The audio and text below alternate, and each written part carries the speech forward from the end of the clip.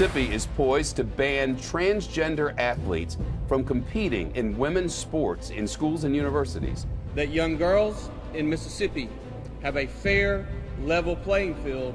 Children should be able to learn without worrying about whether they will be denied access to the restroom, the locker room, or school sports. There's been a big push nationally, Biden administration is squarely behind it, to allow biological males to compete in girls' sports.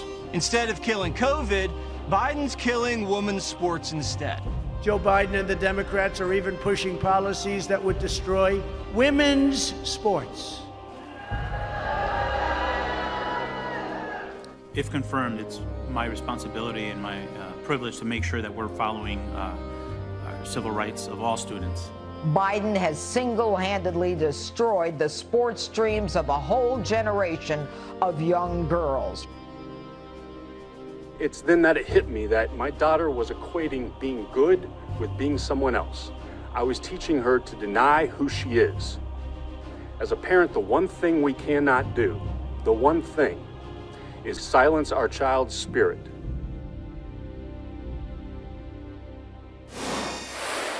There are over 20 states currently proposing legislation that would ban trans girls from participating in school sports.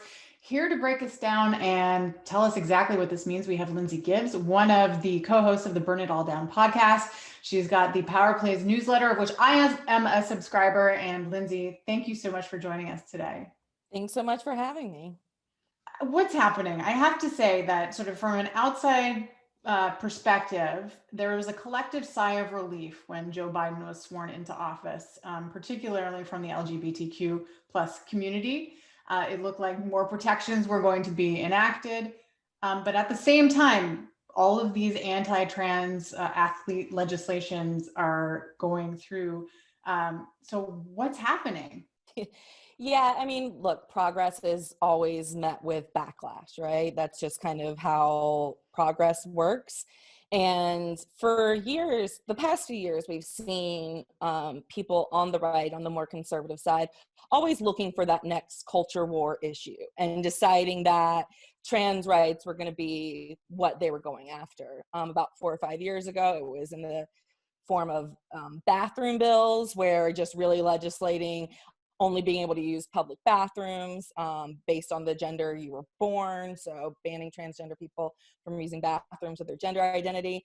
And now they've really focused in on sports. And if you think about it, it makes sense because the two places in kind of public sphere where we're very binary with our gender, you know, where we have the gender, bathrooms, and then the sports world and locker rooms. So essentially, you know, Biden came and added a directive, one of his very first day of office, saying that, you know, gender identity and trans people were included in protections, in civil rights protections. So when President Biden, one of his very first actions in office was to specify that civil rights legislation pertain not only to sex, but also to gender identity. And that kind of, I would say, turbocharged what we've been seeing happening over the past few years on the state level, which is these bills that are popping up in every single state. I don't think there's going to be a single state that's immune to at least the local legislatures attempting to get it on the, you know, on the ballot, of trying to keep trans people out of sports, and they're using the guise of protecting women's sports. So something I talk about all the time is it's so important for the women's sports community to speak out against this, because they're literally using women's sports. And these are most of these people have never cared about women's sports a day in their life. And now all of a sudden, like, this is the issue they're so passionate about. So that's what's going on. This is the culture war issue that they think they can gain traction on right now. So explain to me what the perceived logic is. So I think the quote unquote fear is that, you know, a trans girl who's, let's say, 12, 13, will all of a sudden start competing against the girls and beat them all, because this trans girl, you know, had been categorized before growing up as a boy. And so I think it's just not something we're seeing happening on a mass scale. They're also, but they are trying to portray this as if we let it happen just one time, it's going to open the floodgates, right? And all of a sudden, we are going to see men who pretend to be women dominating women's sports. This is what they say. And first of all, we know that trans people are not men pretending to be women. That's not what the trans community is. And second of all, there's no, trans people, there have been rules allowing trans people to compete in sports for a long time. I mean, Renee Richards competed, 50 years ago in tennis. And it's just not, we're not seeing a flood. What we're trying to do is protect the rights of a very marginalized group of people so they can get the benefit of sport that the rest, that cisgender people have access to. And it's as simple as that. And it's not scary, it's fine, but that's their fear, that if a trans girl beats a cisgender girl in sports, it's the end of the world and the end of girls and women's sports as we know it. So conversely, and I will say this openly, I'm with you. This is problematic. There is no two sides to this story. Right, this yeah. is like, it's either it's wrong and right.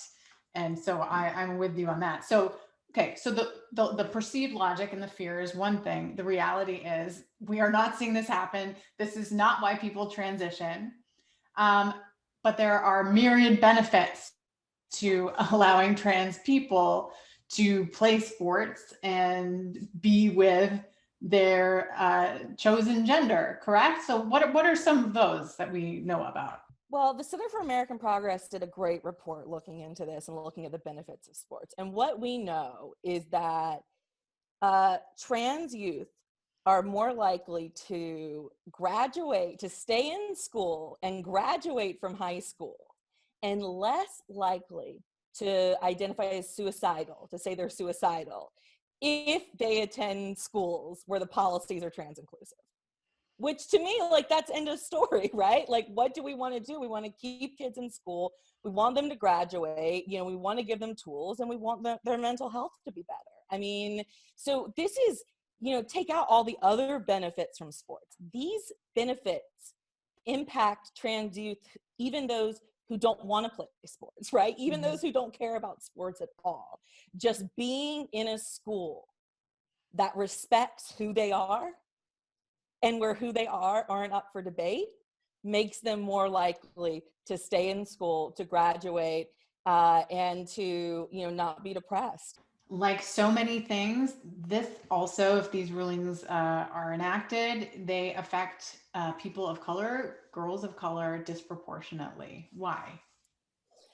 Well, if we think about, there have been plenty of studies that show that we perceive, society, white people in particular, perceive Black and brown girls especially as being older than they are, right? Is being women ahead of time, is growing older. It's, that we don't give them their youth or their teen years. And so if you're thinking about who's going to get targeted, who are going to have parents, white parents, saying they need to be tested, are we sure that they're cisgender? How can we prove that they're cisgender? I think it's going to target those who are perceived as being older and, more muscular and stronger. And I think it's going to disproportionately impact, the Black and brown girls, just like we've seen it on the next level, on the International kind of Olympic Committee level. We've seen sex testing disproportionately impact those in the global South. Where can people learn more? Because I think that, if you don't do any digging, you might just kind of listen to whatever's on the wind, and you may need a deeper understanding. So how can people learn more about this? Yeah, I would say follow trans writers and follow people who in the advocacy realm. Chris Mosier, who is a trans athlete on Team USA, a trans man who runs for Team USA. And then Chase Stringlio, who's a lawyer for the ACLU. His Twitter account is a wonderful, wonderful resource about all the ongoing legislation, because it's so hard to keep up with, because it's literally just an onslaught. And, you know, these hearings are popping up in courts on a daily basis around the country. Well, we will be watching from north of the 49th to see what's happening in the United States. Lindsay, thank you so much for informing us, and also encouraging people to listen to the Burn It All Down podcast and subscribe to Power Plays, because you do such great work, and I know you'll continue to unpack this all for us. So thank you. Thank you, and hopefully you all don't follow in our footsteps in this in this direction, because, you know, we are seeing some exciting progress. We are seeing trans and non-binary athletes come to the forefront. We're seeing big programs use pronouns for their athletes and things like that. So there is progress, but we've got to keep fighting. Thanks to Lindsay Gibbs for that. We wanted to find out if this could happen in our country. I spoke to Alison Sandmeyer-Graves of Canadian Women in Sport, and she says this remains a polarizing issue. Trans people's rights in sport are still far from being realized, and there are still many exclusionary policies in this country. Lots of work to be done. We will stay on top of it and keep you informed. That does it for this episode of Top of Her Game. We'll be back next week with more inspiring stories of women in the world of sport.